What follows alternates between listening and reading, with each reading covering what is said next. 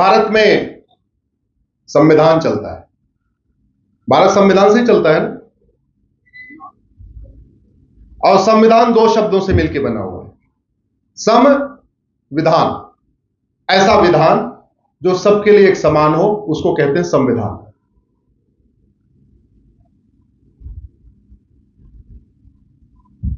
इस भारत के संविधान में WAQF वक्फ कहीं लिखा ही नहीं। WAQF नाम का शब्द भारत के संविधान में कहीं है ही नहीं। इसके बावजूद 1900 पहले अंग्रेजों ने वक्फ एक्ट बनाया। चलो ठीक है, अंग्रेजों ने वक्फ एक्ट बना दिया, बात समझ में आती है। उनको भारत को तोड़ना था, उनको भारत में डिवाइड एंड रूल करना था, उन्होंने बना दिया। लेकिन जब भारत का संविधान बन गया तो संविधान निर्माता जब संविधान बना रहे थे तो उनको यह भी पता था भारत में कौन कौन सा कानून चल रहा है। इसलिए आर्टिकल 13 में उन्होंने लिखा कि कोई भी नियम कानून जो फंडामेंटल राइट का वायलेशन करेगा, आज की डेट में वो खत्म। मेरी अपनी इंटरप्रिटेशन के अनुसार ये जो WAQF वक्फ एक्ट लिखा हुआ है ना, ये 1950 में खत्म हो जाना चाहिए था आर्टिकल 13 के, क्योंकि आर्टिकल 13 को वायलेट करता है। आर्टिकल 13 कहता है कोई नियम, कोई कानून, कोई रीति, कोई परंपरा, कुछ भी जो फंडामेंटल राइट का वायलेट करता है, आर्टिकल 14, 15, 16, 21, किसी भी फंडामेंटल राइट को, वो आज की डेट से खत्म। आज की डेट कौन सी? 26 जनवरी 1950। तो करना यह था कि केवल जैसे ही नेहरू जी की सरकार बनी, उनको एक रिजोल्यूशन लाना था कि भैया आज के बाद ये कुरीतियां खत्म, ये कुप्रथाएं खत्म, ये कानून खत्म। उदाहरण के लिए जितने प्री इंडिपेंडेंस कानून है वो सारे के सारे कॉन्स्टिट्यूशन के फंडामेंटल राइट को वायलेट करते हैं। चाहे वो 1872 का क्रिश्चियन मैरिज एक्ट है, चाहे वो 1936 का पारसी मैरिज एक्ट है, चाहे वो 1937 का शरीयत एक्ट है, चाहे वो 1917 का वक्फ एक्ट है। जितने भी कानून 1950 से पहले बने थे, 1947 से पहले बने थे, ये 100% कॉन्स्टिट्यूशन के पार्ट 3 का वायलेट करते हैं, फंडामेंटल राइट के वायलेट करते हैं, इक्वलिटी के खिलाफ। तो सबसे बढ़िया था कि भैया ये कुरीतियां खत्म। आज हम आजाद हो चुके हैं। आर्टिकल 13 कहता है कि सारी कुरीति खत्म, कुप्रथाएं खत्म, और जो भेदभाव पैदा करने वाले कानून खत्म। तो आज से वक्फ पे खत्म, क्रिश्चियन मैरिज एक्ट खत्म, शरीयत एक्ट खत्म, पारसी मैरिज एक्ट खत्म, 3 तलाक, हलाला, मुता, मिस्यार खत्म, तहर्रुस खत्म, तलाके हसन, तलाके बाइन, तलाके किनाया खत्म। ये खत्म। आज के बाद ये लागू। और उस समय करना बहुत आसान था। आप कल्पना करिए, 1950 में वक्फ एक्ट के पास 50,000 एकड़ जमीन थी, और आज कितनी हो गई है? लगभग 10 लाख एकड़। आज वक्फ एक्ट खत्म करने पे ज्यादा शोर शराबा होगा या 1950 में होता? 1950 में होता। 1950 में खत्म करना आसान था। क्यों आसान था? क्योंकि मेरा व्यक्तिगत मत यह है, यह वक्फ एक्ट केवल अनकॉन्स्टिट्यूशनल नहीं है, अन इस्लामिक और अन कुरानिक भी है। अन इस्लामिक कैसे? इसको समझिए। वक्फ को जो डिफाइन किया गया हदीसों में, उसमें यह कहा गया है कि जो जमीन पाक हो, जो जमीन जायज हो, जो जमीन नेक तरीके से इकट्ठा की गई हो, पुश्तैनी जमीन हो या हमारी अपने नाम की जमीन हो, वो जमीन वक्फ कर सकते हैं। जिसको वक्फ कहते हैं उसको हम दान कहते हैं। ये वक्फ शब्द तो भी 1300 साल पुराना है, दान शब्द तो हजारों साल पुराना है। और हमारे देश में तो जमीन तो छोड़िए, हमारे देश में तो देहदान तक होता रहा। कितने हमारे ऋषि महर्षि अपने देह भी दान करके चले गए। अब बगुड़ा सर, आपकी जमीन में तलवार के दम पे कब्जा कर लूं तो क्या उसको मुझे दान करने का अधिकार है क्या? ऐसे आप बताइए जोर से, है? नहीं है। मैं आपकी गाड़ी चोरी कर लूं, क्या उसको मैं दान कर सकता हूं क्या? मैंने तो अपराध कर दिया। मैं आपकी जेब काट के, आपका पर्स छीन के, क्या उसको दान कर सकता हूं क्या? नहीं, वो तो अधर्म है और अपराध मैंने किया। इसका मतलब यह हुआ बाबर, हुमायूं, तुगलक, गजनी, गोरी, तुगलक, खिलजी, औरंगजेब, शेरशाह, उनको वक्फ का अधिकारी नहीं था, क्योंकि भारत की जो जमीन है ना उनकी पुश्तैनी जमीन, ना उन्होंने यहां नेक तरीके से खरीदी, मेहनत ईमानदारी से।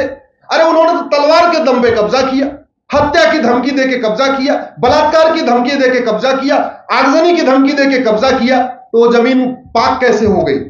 वो जायज जमीन कैसे हुई? वो नेक जमीन कैसे हुई? वो तो नापाक जमीन है, नाजायज जमीन है। और फिर जो नापाक है, नाजायज हो, वक्फ कैसे हो गई? जब मुगलों को यह वक्फ का अधिकार नहीं है, तो उनके नवाबों, उनके निजामों, उनके जमींदारों, उनके जागीरदारों को भी अधिकार नहीं, क्योंकि उन्होंने पूरा राज्य अपने कब्जे में लिया तलवार के दम पे, और उसमें से 10-10, 20-20 गांव नवाबों को दिया, निजामों को दिया, जागीरदारों को दिया, जमींदारों को दिया। तो जिनको दिया, क्यों दिया? क्योंकि वो उनकी रक्षा करते थे। भारत के किसी व्यक्ति ने स्वेच्छा से अपनी जमीन किसी मुगल को दिया था क्या? जोर से बोलिए जरा।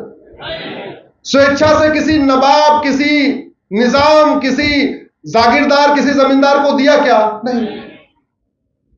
इसका मतलब यह हुआ न मुगलों को वक्फ का अधिकार था, न उनके नवाबों, निजामों, उनके जागीरदारों, जमींदारों का अधिकार। तो जो 50,000 एकड़ 1950 में जमीन आई, वो पूरी की पूरी वक्फ हो ही नहीं सकती थी। और अगर किसी ने किया हो तो बताए। भाई, भारत में 99% जो मुस्लिम हैं वो कन्वर्टेड हिंदू हैं, मात्र 1% हिंदू हैं जो बाहर, 1% मुस्लिम हैं जो बाहर के हैं। उदाहरण के लिए, मदनी की फैमिली मदीना से आई, बुखारी की फैमिली बुखारा से आई, ऐसे एक हैदराबाद की फैमिली है वो भी बाहर से आई है, एक दुरानी फैमिली है वो बाहर से आई।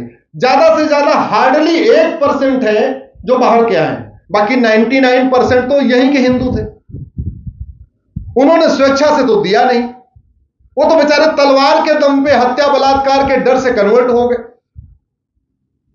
और ये लोग जो कहते हैं, जो आज की डेट में वक्फ के बारे में बहुत चिल्ला रहे हैं, ये अपना बता भी नहीं रहे। मैं कई बार पब्लिकली कह चुका हूं कि मदनी साहब बताएं कि उनकी फैमिली ने कितनी जमीन पाक तरीके से यहां कमाई और कितनी जमीन वक्फ किया, वो बता नहीं रहे। बुखारी साहब भी नहीं बता रहे कि उनके पूर्वजों ने कितनी जमीन वक्फ किया। ओवैसी साहब भी नहीं बता रहे कि उनके पूर्वजों ने कितनी जमीन वक्फ किया, जो जायज तरीके से कमाई हो, नाजायज तरीके से नहीं। अब 1950 के बाद अब हो गई है 50,000 एकड़ की 10 लाख एकड़, यानी 9.5 लाख एकड़ बढ़ गई। सच्चर कमेटी कहती है कि मुस्लिम्स की हालत, जब मैं मुस्लिम वर्ड यूज नहीं करता, मैं उसको कन्वर्टेड हिंदू कहता हूं, तो कि कन्वर्टेड हिंदुओं की हालत दलितों से बदतर है। ओवैसी भी कहते हैं कन्वर्टेड हिंदुओं की हालत दलितों से बदतर है, और आंकड़े भी बता रहे हैं। पिछले 10 साल का आंकड़ा उठा के देख लीजिए, मोदी सरकार की जितनी स्कीम है उसमें 35% कन्वर्टेड हिंदुओं को जा रही है। मुफ्त मकान 35%, मुफ्त राशन 35%, मुद्रा लोन 35%, वजीफा 35%, 35, 36, 37%, मिनिमम 35% है। तो जो आदमी खुद ही मजलूम है, जो खुद ही खैरात ले रहा है सरकार से, जो खुद ही बेघर है, जिसके पास खुद का राशन नहीं है, खुद की जमीन नहीं है, खुद का मकान नहीं है, खुद का कोई रोजगार नहीं है, वो वक्फ करेगा क्या? जोर से बोलिए जरा। तो फिर ये 50,000 एकड़ 10 लाख एकड़ कैसे हो गई?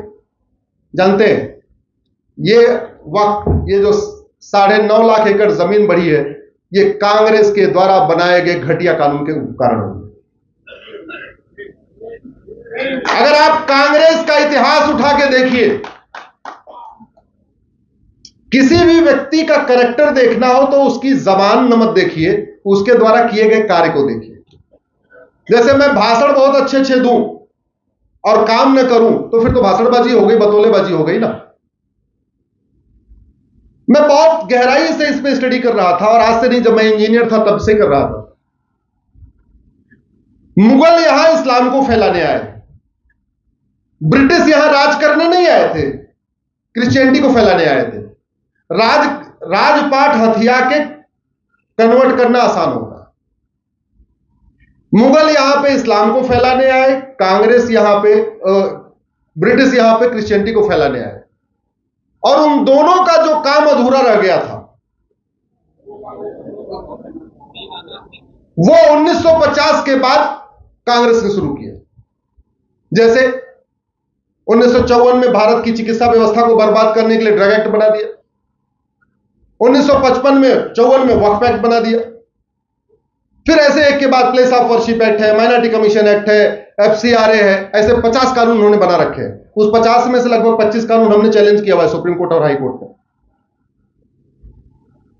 ये जो जमीन है ना 9.5 लाख एकड़ जो बढ़ी है, ये पार्क है, ये खेल का मैदान है, ये हाईवे के किनारे की जमीन है, रेलवे के किनारे की जमीन है, नदियों के किनारे की जमीन है, पहाड़ियों के किनारे की जमीन है, जंगल है, ऊसर है, बंजर है, शादी विवाह के लिए जो स्थान है वो है, गोचर जमीन है, ये सारी वो जमीनें। क्यों? क्योंकि ये कानून ये कहता है एक पेपर में निकाल दो और 30 दिन तक अगर कोई आके उस पर दोबारा जवाब न दे तो जमीन आपकी हो गई, वक्फ की हो गई। तो बड़े, और इसमें यह भी नहीं लिखा कि कौन से पेपर में निकालना। भारत में 500 पेपर ऐसे निकलते हैं जिनको कोई पढ़ता ही नहीं है। ऐसे आपके देहरादून में भी पेपर निकलते होंगे 2-2, 3-3, 4-4 पन्ने वाले, जिनको कोई पढ़ता ही नहीं होगा।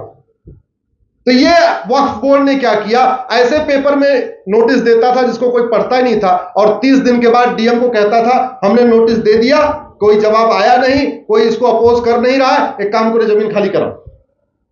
और इस कानून में डीएम को वक्फ बोर्ड के नीचे रखा हुआ है। डीएम के पास इतना अधिकार नहीं, जो जिले का मालिक है, जो पुलिस का मालिक, शिक्षा का मालिक, हर व्यवस्था का मालिक जिलाधिकारी, उसको इतना अधिकार नहीं वक्फ बोर्ड से कह सके नहीं नहीं ये जमीन तो किसी और की। मतलब अगर वो डीएम कंपाउंड को कह दे वक्फ बोर्ड की है, तो डीएम की इतनी हिम्मत नहीं है कह दे नहीं नहीं ये तो हमारा डीएम कंपाउंड है, उसको भी खाली करके वहां से भागना पड़े। मैं अतिशयोक्त नहीं बोल रहा हूं। इस कानून के हिसाब से अगर वक्फ बोर्ड कह दे ये सुप्रीम कोर्ट वक्फ बोर्ड की प्रॉपर्टी है, सुप्रीम कोर्ट के रजिस्ट्रार जनरल उस नोटिस को सुप्रीम कोर्ट में चैलेंज नहीं कर सकते, उनको वक्फ बोर्ड जाना पड़ेगा, वक्फ ट्रिब्यूनल जाना पड़ेगा। अगर राष्ट्रपति भवन को भी कह दे तो राष्ट्रपति भवन के जो पदाधिकारी हैं कोर्ट में चैलेंज नहीं कर सकते। इस घटिया कानून का दुष्परिणाम यह हुआ क्योंकि इसकी नोटिस को आप अपने जिले में चैलेंज ही नहीं कर सकते, आपको जाना पड़ेगा राजधानी में। तो मेरठ मुजफ्फरनगर से लखनऊ है लगभग 600 किलोमीटर दूर। अब यह मेरठ मुजफ्फरनगर की जमीन को वक्फ डिक्लेयर करता है, उस नोटिस को मेरठ मुजफ्फरनगर में आप चैलेंज नहीं कर सकते। सहारनपुर में जाना कहां पड़ेगा आपको, लखनऊ। चलो आपकी निजी जमीन पर अगर नोटिस आई तब तो फिर भी आप चैलेंज कर लोगे, आपके बगल में जो ऊसर है, बंजर है, गोचर है, खेल का मैदान, उसके लिए आप लड़ोगे क्या? नहीं, आप लड़ोगे नहीं, लेखपाल लड़ेगा नहीं, पटवारी लड़ेगा नहीं, पेशकार लड़ेगा नहीं, तहसीलदार लड़ेगा नहीं, वो जमीन हो गई वक्फ की। ये इस घटिया कानून का दुष्परिणाम। और कॉन्स्टिट्यूशन में क्या लिखा हुआ है?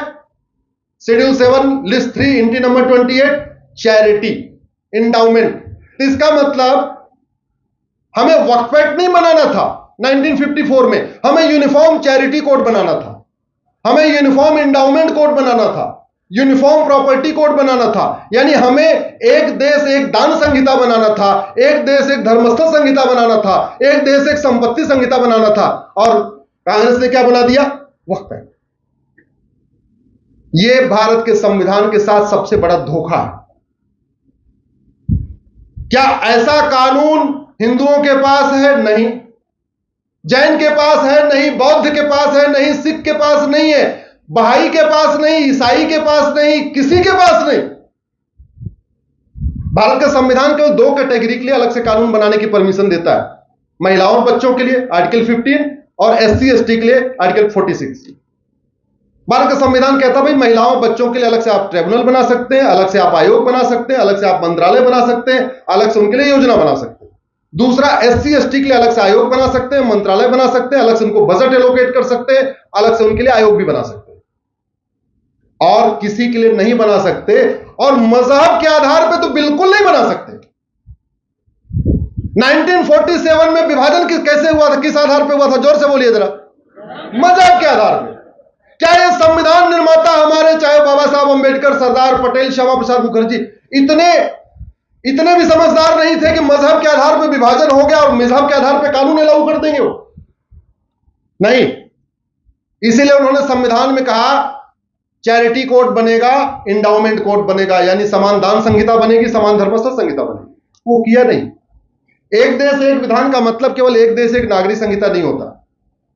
एक देश एक विधान पे मेरी करीब 25 PIL है। उस पे एक देश एक पुलिस संहिता, एक देश एक नागरिक संहिता, एक देश एक जनसंख्या संहिता, ऐसे अलग अलग करके 25 मेरी PIL है लगभग।